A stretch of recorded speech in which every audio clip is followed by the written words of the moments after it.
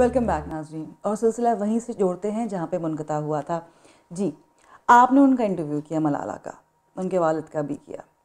मलाला की स्पीच, और जो स्पीच उन्होंने दी वो अलग थी, तो स्पीच में उनका फोकस क्या रहा, और जब वो आपसे बात कर रही थी तो as a Pakistani connection different हो जाता है, तो उनकी क्या क्या तासुरात थे? किरण साहब जो स्पीच थी वो भी एक अनएक्सपेक्टेड लोगों के लिए थी वहाँ पे, जो कनेडियंस थे, क्योंकि आप एक्सपेक्ट इतना ज़्यादा कर नहीं सकते कि एक नन्ही मुन्नी बच्ची है, 19-20 साल की, क्या और जिसका बहुत ज़्यादा एक्सपोजर भी नहीं और था जो उससे इतना पहले, ट्रॉमेटिक लाइफ से गुजरी है थ्रू आउट। और लोग कौन बैठे हुए हैं जो इलेक्टेड लोग हैं, सेनेटर्स हैं, जो नॉमिनेटेड बाय गवर्नमेंट, और एक उनकी एजुकेशन, उनकी एक्सपर्टीज़ अपने फील्ड में, और फिर मेंबर ऑफ पार्लियामेंट, फिर डिप्लोमेट्स बैठे हुए हैं। तो इस दौरान और भरा पड़ा था पूरी पार्लियामेंट की सीट, मेरा नहीं ख्याल कोई खाली हो।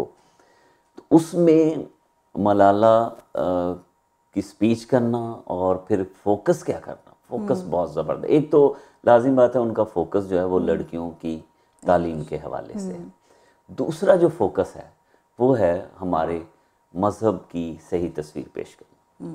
मैं समझता हूँ कि किसी आलम को, किसी रिलीजियस लीडर को, कोई ऐसी शख्सियत जिस पे मजहबी लेबल लगा हो, उससे बेटर है कि मलाला जैसी बच्चियाँ, ख़वातीन हमारी, हमारे नौजवान बच्चे, अगर वो अपने मज़हब की तस्वीर पेश करें कि हमें क्या सिखाया गया, क्या हमें सिखाया गया कि हम अपनी कमर पे, अपने पेट पे, अपने सीने पे बम बांध के या खुद को जैकेट बांध के अपने आप को फोड़ लें, क्या ये हमें सिखाया गया? या हमें सिखाया गया है कि क्या हम दूसरों को मार दें छोटी छोटी बातों पे, या जो हमारे मज़हब के पैरोकार नहीं है क्या हम उनका कला कमा कर दें? क्या ये चीज़ें हमें सिखाई गई हैं, या अमन की बात की गई है, या हमसाये के हक की बात की गई है, या बच्चों की तालीम की बात की गई है, हुकूक-उल-इबाद की बात की है, पेशेंस की बात की है, तो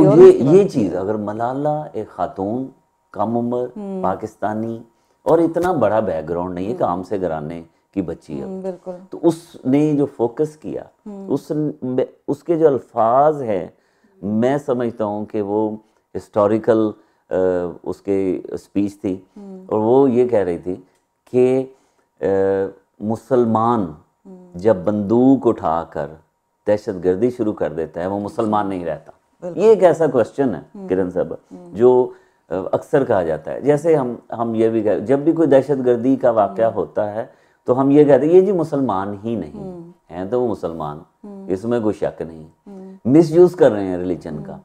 तो उसमें इसकी ये जो लाइन है कि जब कोई मुसलमान, इसका मतलब है कि वो हमारे लोग तो हैं, मुसलमान हैं, मुस्लिम कम्युनिटी से ताल्लुक़ है, उनका मसला क्या है या वो किस ट्रैक पे चले गए वो एक अलग बात है, लेकिन वो नॉन मुस्लिम नहीं है। ज़्यादा जो दहशतगर्दी में इन्वॉल्व हैं ऐसे वाक़यात में, वो मुसलमान घरानों में पैदा हुए। तो इसका ये कहना है कि जो मुसलमान बंदूक उठा ले, दहशतगर्दी शुरू कर दे, वो मुसलमान नहीं रहता। ये बहुत बड़ा एक फोकस था उसका इस तकरीर के दौरान। फिर और भी बातें थीं। उसका ये भी कहना था कि जो लोग दहशतगर्दी कर रहे हैं वो नुमाइंदगी हमारी नहीं करते। वो हमारे, आप ये ना समझें कि वो इस्लाम के नुमाइंदा हैं।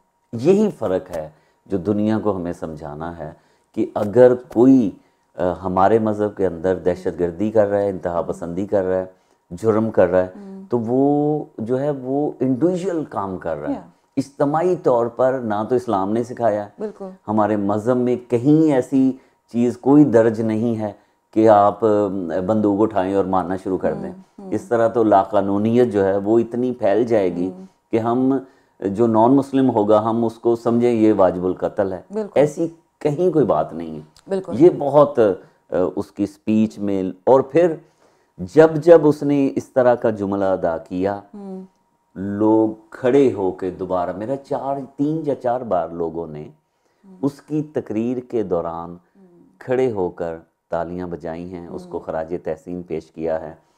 और फिर मलाला ने अपनी तकरीर के दौरान, जिसको हम कहते हैं कि अच्छे अंदाज में थोड़ा सा मजाक भी किया, क्योंकि उसकी जो बातें थी ताकि लोगों को अच्छे अंदाज में उन्होंने जस्टिन ट्रूडो साहब के बारे में कहा कि जी वो टैटूज पसंद करते हैं, योगा करते हैं, और उसने ये भी कहा कि जब मैंने हाथ में लाया तो मुझे पता चला कि वो करते वो पावर है। हाँ, फिर उन्होंने ये भी कहा कि आप स्टैंडिंग ओवेशन दे रहे हैं मुझे, तालियां बजा रहे हैं, तो जो मुझे टाइम दिया गया है वो कम होता जा रहा है मेरी तरफ, क्योंकि 15 मिनट उनको दिए गए थे और बहुत अच्छा, लोगों ने बहुत अच्छा था। मैं समझता हूँ कि एक जर्नलिस्ट के तौर पे तो अच्छा फील हो रहा था, बतौर पाकिस्तानी कनेडियन के तौर पे भी हमें फ़ख्र लग रहा था कि पाकिस्तानी लड़की उस पोडियम पे खड़ी, उस प्लेटफॉर्म पे खड़ी, जहाँ पे स्पीकर है, जहाँ पे प्राइम मिनिस्टर है, जहाँ पे डिप्लोमेट्स हैं, जहाँ पे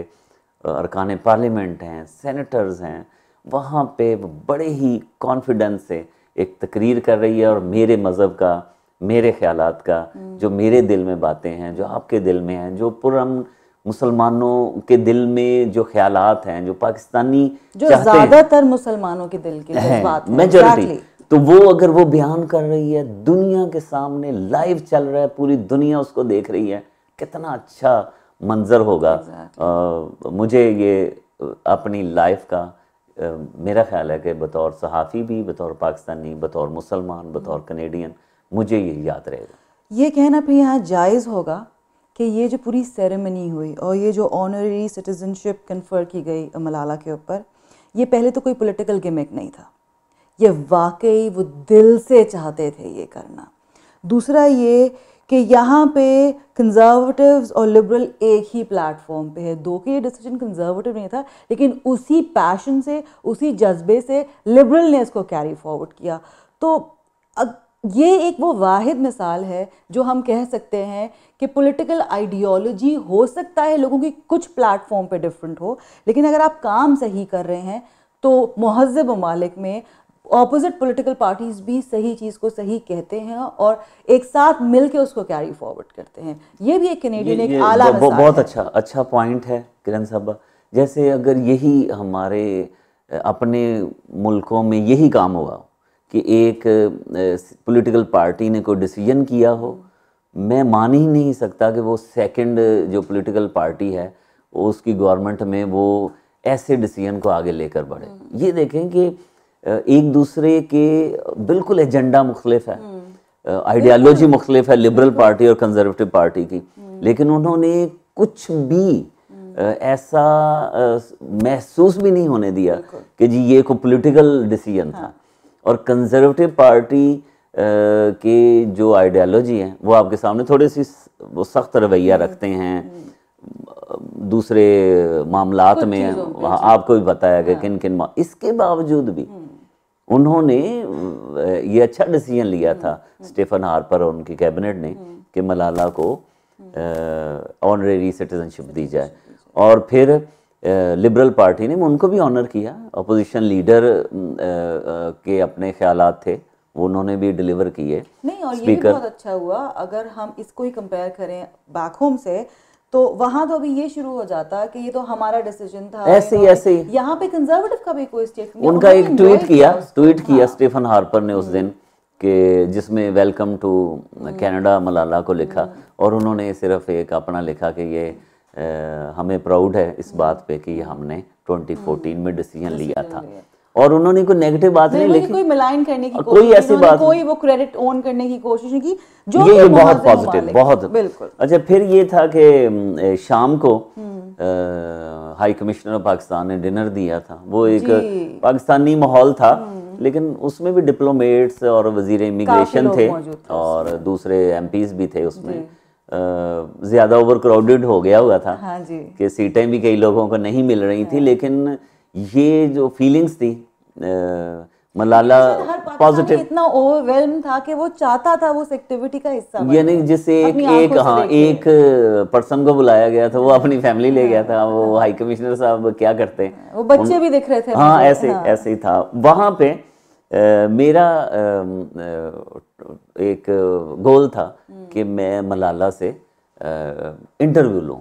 मिलना जो था वो तो एक अलग बात थी, मुलाकात तो आमने सामने खड़े हैं, लोग तस्वीरें बना रहे थे। जब हाई कमिश्नर के डिनर में एक मौका सभी लोगों को मिला, बल्कि 2-2 3-3 बार लोग लाइन में खड़े हो गए, दोबारा फिर तस्वीर बना रहे हैं। काफ़ी टाइम जो है वो वहाँ पे लगा उसको। तो पहले मैंने इधर उधर सिक्योरिटी वालों से, हाई कमिश्नर से, काफ़ी लोगों से बात की कि मैं कुछ 1-2 मिनट, MP से भी कि 1-2 मिनट दे दें मुझे गुफ्तगू के। तो मुझे लग रहा था कि शायद मैं इंटरव्यू ना ले पाऊँ, क्योंकि बहुत ज़्यादा सिक्योरिटी थी। वो 8-10 लोग मलाला के इर्द गिर्द थे कि कहीं भी कोई भी नाखुशगवार वाक़या ना हो जाए। और ज़रूरी ये नहीं होता कि कोई अटैक ही करे ऐसी पर्सनैलिटी पे। एक सिंबॉलिक कोई चीज़ हल्का फुल्का, हाँ, तो वो एक इंटरनेशनल न्यूज़ नेगेटिव बन जाती है। और शुक्र अल्हम्दुलिल्लाह कुछ नहीं ऐसा कोई नाखुशगवार वाक़या किसी तरफ से भी नहीं हुआ, वरना वो एक उसमें एक बदमज़गी, जिसको बैड टेस्ट हम कहते हैं, वो हो जाना था।